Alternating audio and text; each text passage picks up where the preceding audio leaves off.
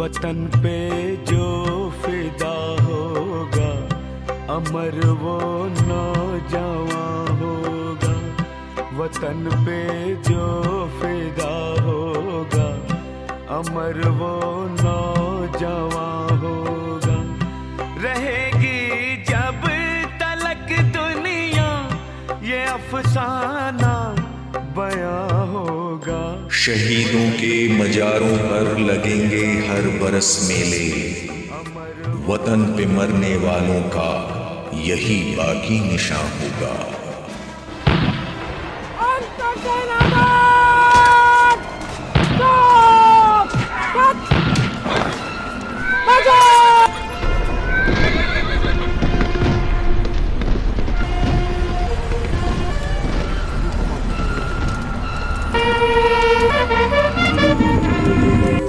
मैं हूं काल चक्र। मैंने न जाने कितने इतिहासों को बनते मिटते देखा है, कितने शूरमाओं को अपनी मातृभूमि के लिए शीश चढ़ाते देखा है। अपने लहू से यहाँ की माटी को सींचते हुए पाया है। मैंने न जाने कितने पराक्रमी योद्धाओं को हंसते हंसते कुर्बानी देते देखा है। हमारे पास इन योद्धाओं की एक लंबी फहरिस्त है, जिसमें एक नाम क्रांतिवीर शहीद पांडे गणपत राय का भी है।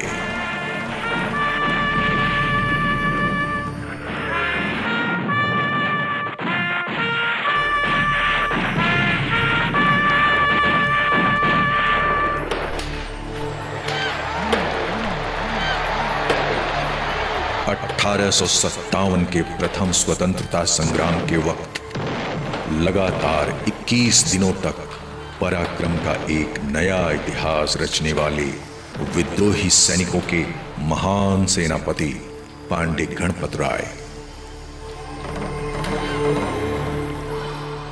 क्रांतिवीर पांडे गणपत राय का जन्म 17 जनवरी सन 1809 ईस्वी को वर्तमान लोहरदगा जिले के भंडरा प्रखंड के भौरो ग्राम में हुआ था।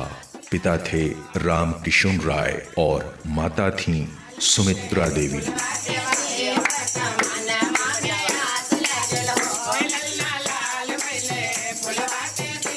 बालक गणपत राय के चाचा सदाशिव राय तत्कालीन छोटा नागपुर महाराजा पालकोट के दीवान थे। जाहिर है कि बड़े बुजुर्गों का प्रभाव बच्चों पर पड़ेगा ही, इसलिए बालक गणपत राय के मन में देशभक्ति का जज्बा बाल्यकाल में ही फूट चुका था। इसी जज्बे के कारण तीर, तलवार, लाठी, भाले चलाना उनका प्रिय शौक बन गया था। बचपन में अपने माता पिता से ज्यादा वे अपने चाचा के पास पालकोट में ही रहना चाहते थे, क्योंकि अपनी भावनाओं की तृप्ति के साथ साथ वे वहां के पंडितों से संस्कृत और मौलवियों से अरबी भाषा की जानकारी भी हासिल करते थे और इन सब के साथ दरबारी रीति नीति में भी पारंगत हो रहे थे।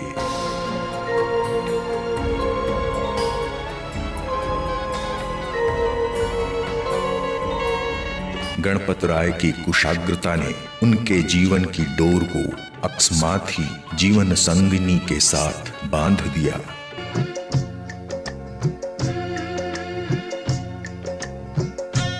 विवाह के कुछ वर्ष बाद उन्हें 2 पुत्र और 3 पुत्रियां प्राप्त हुईं। इस बीच गणपत राय के चाचा पांडे सदाशिव राय का स्वर्गवास हो गया।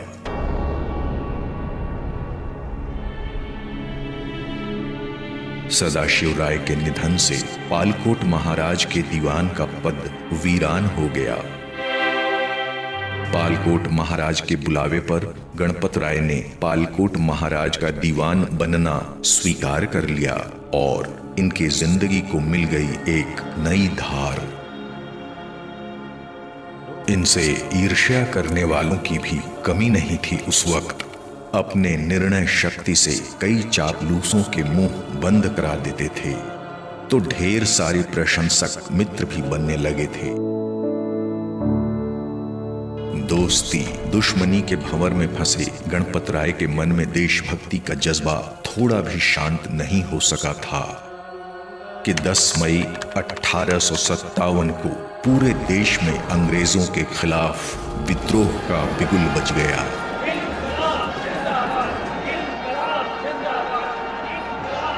आरा जगदीशपुर में बाबू कुंवर सिंह ने विद्रोह की कमान संभाल ली। दानापुर सैनिक छावनी के सिपाहियों ने भी बगावत का झंडा लहरा दिया तो बैरकपुर की सैनिक छावनी में भी विद्रोह की ज्वाला धधक उठी। सिपाही मंगल पांडे की शहादत ने पूरे देश को विद्रोही बना दिया। ऐसे में झारखंड भी कहां पीछे रहने वाला था। मातृभूमि की आजादी के लिए चुटिया नागपुर भी जाग गया था। यहाँ का बच्चा बच्चा सर पर कफन बांधने को तैयार बैठा था, क्योंकि यहाँ के योद्धाओं ने पहले ही डुरंडा फौज को धूल चटा दी थी, जिससे इनका हौसला बुलंद हो चुका था। इसी बीच 30 जुलाई 1857 को 8वीं देशी पैदल सेना ने हजारीबाग में विद्रोह कर दिया। 1 अगस्त को डोरंडा छावनी के सिपाहियों ने भी बगावत का झंडा उठा लिया और 2 अगस्त से पूरा छोटा नागपुर संताल परगना विद्रोह की ज्वाला में धधकने लगा। बाबू कुंवर सिंह को सहयोग करने के लिए 11 सितंबर 1857 को रामगढ़ बटालियन के विद्रोही सूबेदार जयमंगल पांडे और नादिर अली खां के दस्ते में ही बड़कागढ़ के ठाकुर विश्वनाथ शाहदेव और पांडे गणपत राय भी शामिल हो गए। रांची जिले में भी आजादी के मतवालों ने कहर बरपा दिया और यही मौका था जब आजादी के दीवानों ने बड़कागढ़ के ठाकुर विश्वनाथ शाहदेव को अपना नेता और पांडे गणपत राय को अपना सेनापति चुना। दोनों योद्धाओं ने मिलकर अद्भुत पराक्रम एवं शौर्य का परिचय दिया। उन्होंने मिलकर अंग्रेजों की गिरफ्त वाली रांची कचहरी और थाने को लूटा, साथ ही लगभग 300 बंदियों को भी आजाद करवाया। उनके सर पर आजादी का जुनून सवार था, जिसका खामियाजा अंग्रेजों को भुगतना पड़ा। उस समय का साक्षी बना रांची पहाड़ी आज भी शान से मस्तक उठाए खड़ा है, और भला हो भी क्यों नहीं। उस समय ठाकुर विश्वनाथ शाहदेव और सेनापति गणपत राय की शरण और योजना स्थली भी तो यही पहाड़ी थी। अंग्रेजों के पलायन की गवाही देती रांची पहाड़ी, यहाँ के बरगद, कदम्ब, पीपल सभी आजादी के संग्राम में शामिल थे।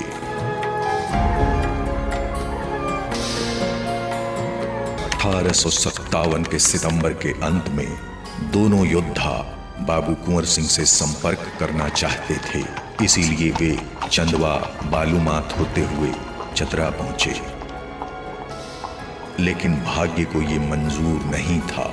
2 अक्टूबर 1857 को मेजर इंग्लिश की सेना ने इन्हें चारों तरफ से घेर लिया।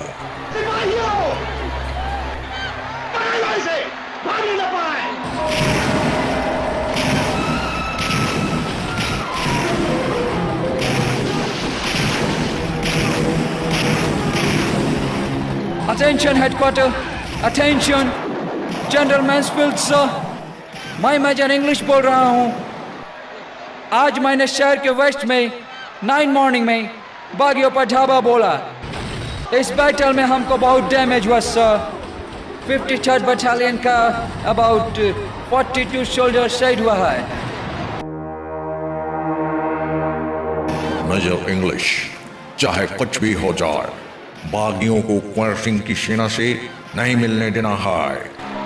रास्ता रोक लो, पूरी ताकत झोंक दो, जितना इमदाद चाहो हम देगा।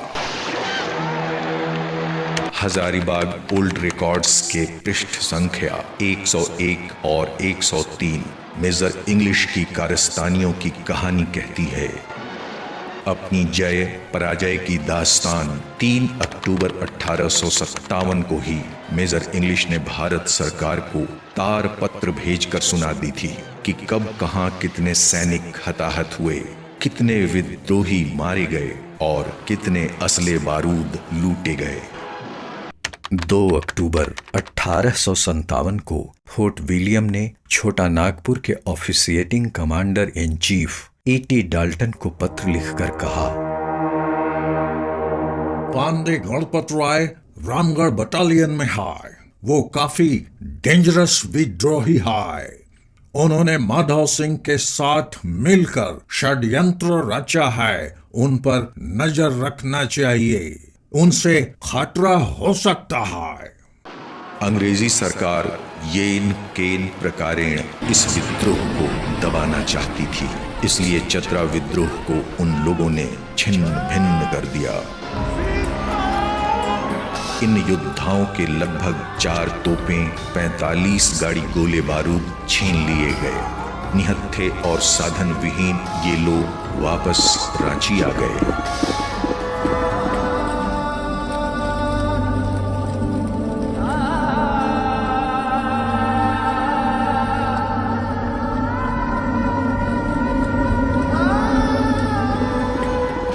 दिसंबर 1857 तक इनकी सारी संपत्ति अंग्रेजी हुकूमत के द्वारा जब्त कर ली गई।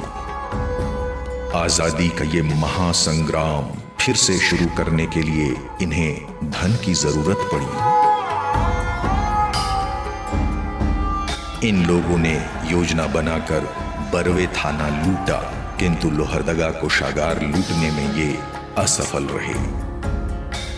इसी बीच ठाकुर विश्वनाथ शाहदेव गिरफ्तार कर लिए गए, किंतु गणपत राय अपने पुश्तैनी गांव भौरो लौटने में सफल रहे और इस गांव से अंग्रेजों को खदेड़ने की योजना बनाने लगे।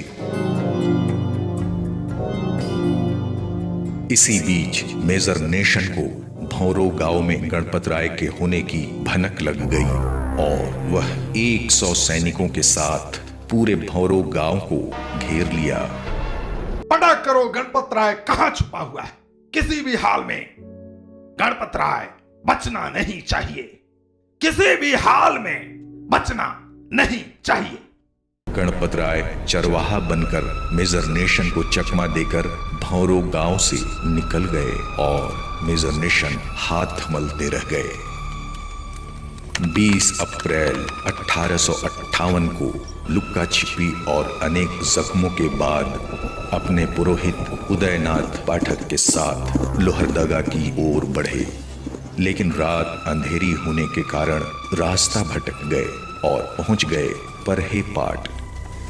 परहेपाट के जमींदार महेश शाही ने उनकी खूब खातिरदारी तो की, लेकिन छल से, प्रपंच से उसने गणपत राय को मेजर नेशन के हवाले कर दिया।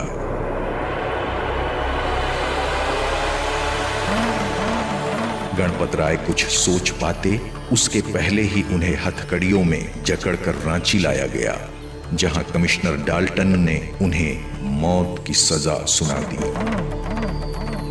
21 अप्रैल 1858 को आजादी के इस दीवाने को रांची जिला स्कूल के निकट कदम्ब के वृक्ष पर फांसी दे दी गई। भारत माता की जय, भारत माता की जय, भारत माता की जय, भारत माता की जय, भारत माता।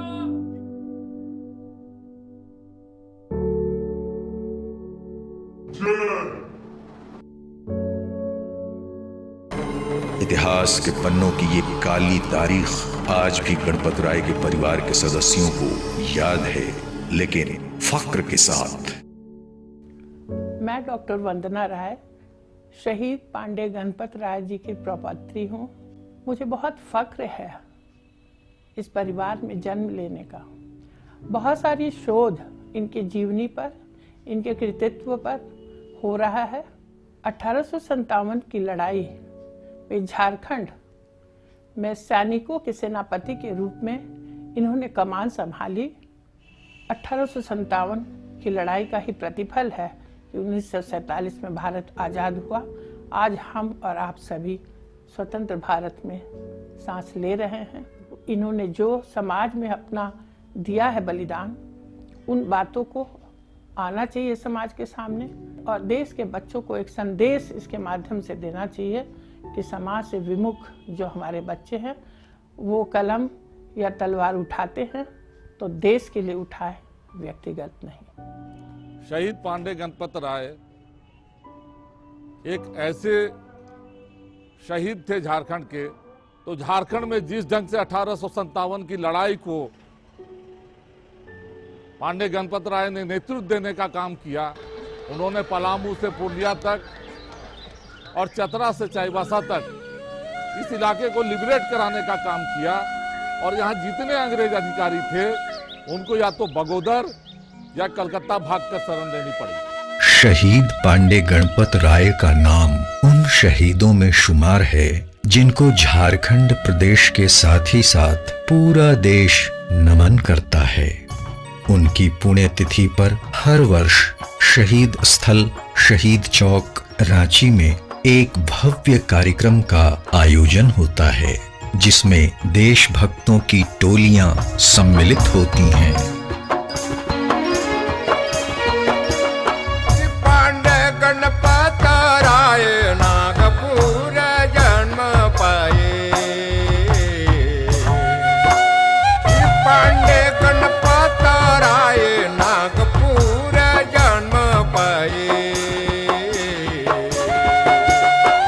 सिर में कफन बांधे, सिर में कफन बांधे, घोड़ा के ललकारे वीर शहीद मारे, वीर शहीद मारे।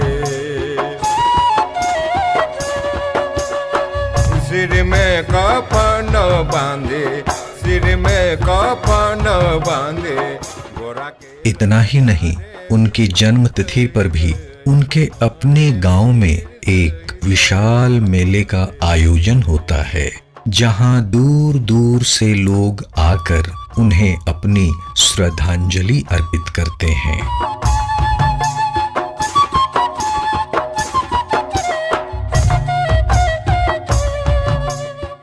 उनकी याद में राज्य सरकार ने भी खेल गांव परिसर में पांडे गणपत राय नाम से एक ऑडिटोरियम का निर्माण कराया है। पांडे गणपत राय की कुर्बानियों के प्रति श्रद्धांजलि स्वरूप उनके गांव को एक आदर्श ग्राम मानते हुए राज्य सरकार ने गोद लिया है, जिससे वहां के ग्रामवासी बड़े प्रसन्न हैं। सरकार द्वारा आदर्श ग्राम बनाने हेतु स्वीकृति मिला है, जिससे हम सभी ग्रामवासियों को गर्व के साथ विकास होने का उम्मीद जगी है। उनके गांव की पुण्य भूमि तथा कर्म भूमि को यहाँ के लोग आज भी पूजते हैं। मिट गए न मिटने दी वतन की आबरू, ऐसे शहीदाने वतन को बारंबार मेरा सलाम। वतन की राह में वतन के नौजवान शहीद हो, वतन की राह में वतन के नौजवान शहीद हो। पुकारते हैं ये जमीन आसमां शहीद हो, पुकारते हैं ये जमीन आसमां शहीद हो। वतन की राह में वतन के नौजवान शहीद हो।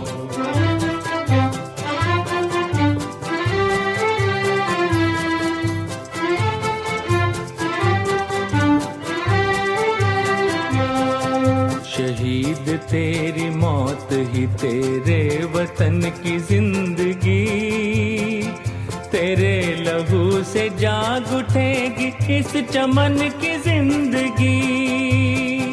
खिलेंगे फूल उस जगह पे तू जहां शहीद हो, खिलेंगे फूल उस जगह पे तू जहां शहीद हो। वतन की राह में वतन के नौजवान शहीद हो, वतन की राह में वतन के नौजवान शहीद